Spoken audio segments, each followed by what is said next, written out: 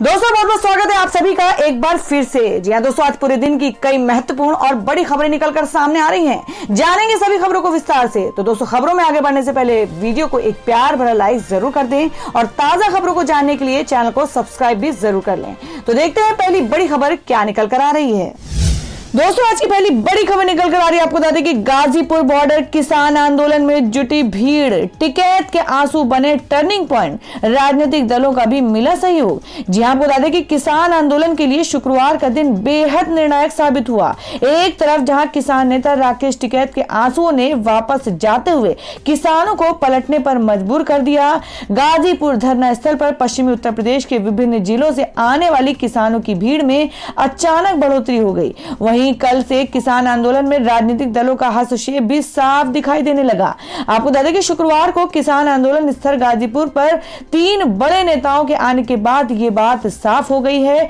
सुबह सबसे पहले राष्ट्रीय लोकदल के नेता जयंत चौधरी, आम आदमी पार्टी के नेता और दिल्ली के उप मुख्यमंत्री मनीष सिसोदिया और देर शाम कांग्रेस के उत्तर प्रदेश अध्यक्ष अजय कुमार लल्लू किसानों के बीच दिखाई दिए। छोटी चौधरी के आने के बाद से ही गाजीपुर धरना स्थल पर पश्चिमी उत्तर प्रदेश के विभिन्न जिलों से आने वाली किसानों की भीड़ में अचानक बढ़ोतरी हो गई। गुरुवार की शाम तक ऐसा लग रहा था कि जैसे मानो धरना 1 से 2 दिन में स्वतः ही समाप्त हो जाएगा, लेकिन राकेश टिकैत के आंसुओं ने पूरी बाजी ही पलट कर रख दी। अभी तक किसान आंदोलन में उत्तर प्रदेश और उत्तराखंड के वयोवृद्ध किसान ही दिखाई पड़ते थे, लेकिन गुरुवार की रात हुई पुलिस कार्रवाई के बाद युवा पीढ़ी आंदोलन की तरफ आकर्षित हुई है। युवा नेताओं में भारतीय जनता पार्टी और उनके नेताओं के खिलाफ क्रोध साफ झलक रहा है। शुक्रवार की देर शाम तक आंदोलन स्थल पर कुल किसानों में लगभग 60% से अधिक युवा किसान दिखाई पड़े। और दोस्तों, मैं अगली खबर में आपको बता दें कि देवेंद्र फडणवीस से मुलाकात के बाद अन्ना हजारे ने बदला फैसला, कहा अब नहीं करेंगे अनशन। जी हां, आपको बता दें कि समाज सेवी अन्ना हजारे अब कृषि कानूनों के खिलाफ अनशन नहीं करेंगे। अन्ना हजारे ने महाराष्ट्र के पूर्व मुख्यमंत्री देवेंद्र फडणवीस और केंद्रीय मंत्री कैलाश चौधरी से मुलाकात के बाद ये फैसला लिया है। अन्ना हजारे के कार्यालय ने कहा कि शुक्रवार की बैठक में यह निर्णय लिया गया कि कृषि मंत्रालय, नीति आयोग और अन्ना हजारे द्वारा अनुशंसित कुछ सदस्यों वाली एक समिति किसानों से संबंधित मांगों को लागू करने, पूरा करने के लिए अगले 6 महीनों में एक प्रस्ताव बनाएगी। कैलाश चौधरी और देवेंद्र फडणवीस ने कल अन्ना हजारे से आंदोलन न करने की विनती की, जिसे अन्ना ने स्वीकार कर लिया। बता दें कि लगभग 2 सप्ताह पहले अन्ना हजारे ने प्रधानमंत्री नरेंद्र मोदी को एक पत्र लिखा और अपना फैसला दोहराया कि वह जनवरी के अंत में दिल्ली में किसानों के मुद्दे पर अंतिम भूख हड़ताल करेंगे। उन्होंने तारीख बताए बिना कहा था कि वह महीने के अंत तक उपवास शुरू करेंगे। इससे पहले पिछले साल 14 दिसंबर को हजारे ने केंद्रीय कृषि मंत्री नरेंद्र सिंह तोमर को पत्र लिखकर आगाह किया था कि कृषि पर MS स्वामीनाथन कमेटी की सिफारिशें समेत उनकी मांगे नहीं मानी गई तो वह भूख हड़ताल करेंगे। उन्होंने कृषि लागत और मूल्य के लिए आयोग को स्वायत्तता प्रदान करने की भी मांग की थी। हजारे ने कहा था, किसानों के मुद्दे पर मैंने केंद्र के साथ 5 बार पत्र व्यवहार किया, लेकिन कोई जवाब नहीं आया। और दोस्तों, मैं अगली खबर निकल कर आ रही है। आपको बता दें कि मुंबई लोकल ट्रेनों में 1 फरवरी से आम लोग कर सकेंगे सफर, टाइम स्लॉट तय, इस वक्त कर सकते हैं यात्रा। जी हां, बात करें कि मुंबई में लोकल ट्रेन सेवा 1 फरवरी से सभी के लिए उपलब्ध होंगी। महाराष्ट्र की उद्धव ठाकरे ने नेतृत्व वाली सरकार ने शुक्रवार को इसको लेकर आदेश जारी किया है, जिसमें कहा गया है कि सोमवार 1 फरवरी से मुंबई लोकल पूरी क्षमता के साथ चलेगी। हालांकि पूरे दिन ट्रेनें नहीं चलेंगी, इसके लिए समय तय किए गए हैं। जी आपको बता दें कि बीते साल मार्च में कोरोना संक्रमण फैलने के बाद मुंबई लोकल को रोक दिया गया था। लॉकडाउन हटने के बाद कुछ ट्रेनों को काफी शर्तों के साथ शुरू किया गया था।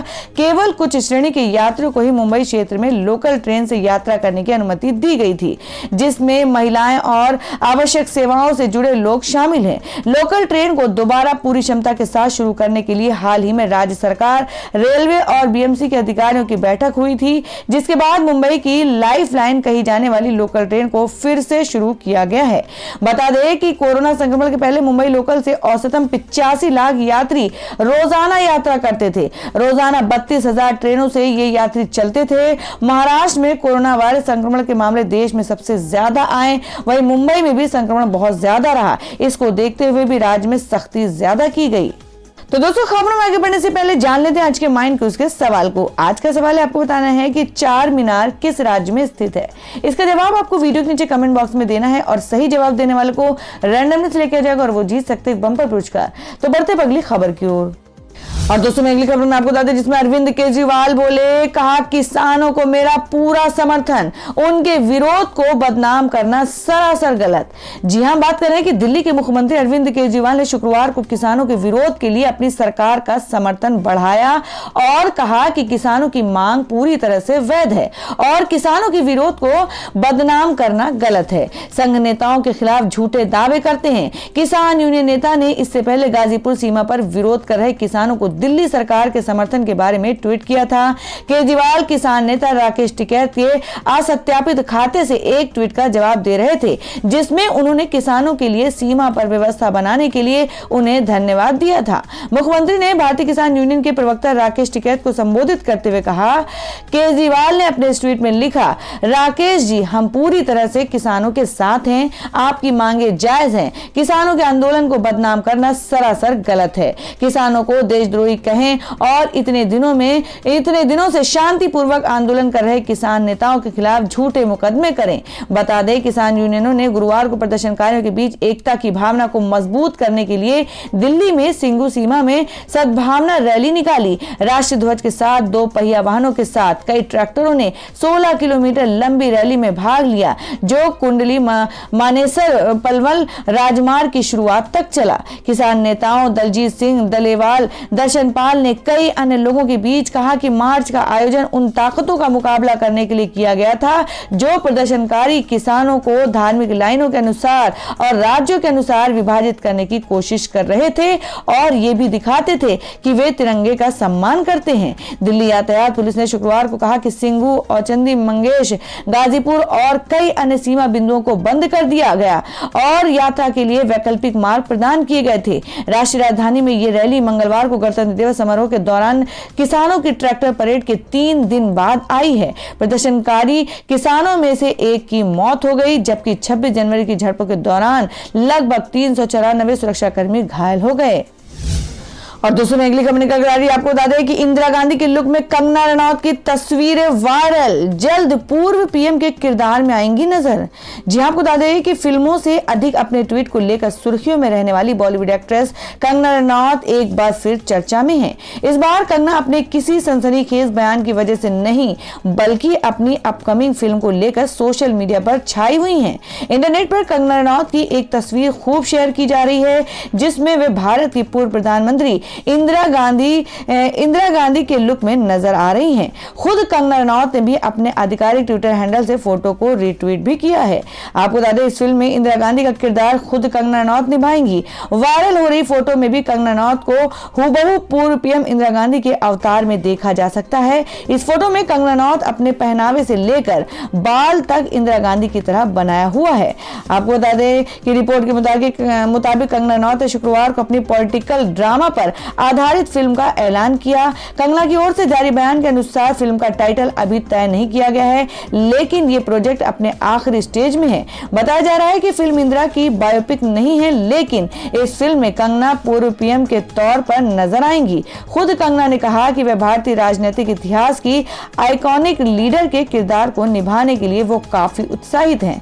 आपातकाल और ऑपरेशन ब्लू स्टार पर केंद्रित होंगी फिल्म। कंगना के मुताबिक उनकी अपकमिंग फिल्म एक किताब पर आधारित है, जिसमें तत्कालीन प्रधानमंत्री इंदिरा गांधी के 2 बड़े फैसलों आपातकाल और ऑपरेशन ब्लू स्टार को रेखांकित किया जाएगा। कंगना ने इस संबंध में एक ट्वीट भी किया है, जिसके कैप्शन में उन्होंने लेखक खुशवंत सिंह की मशहूर पंक्तियां लिखी हैं, जो दिरा के बारे में कही गई थी। बता दें कि इंदिरा गांधी के लुक में वायरल हो रही कंगना रनौत की तस्वीर उनका पुराने फोटोशूट की है। और दोस्तों, मैं अगली खबर में आपको बता दें जो कि बिहार से है कि AIMM के 5 विधायकों ने सीएम नीतीश कुमार से की मुलाकात, अटकलों का बाजार गर्म।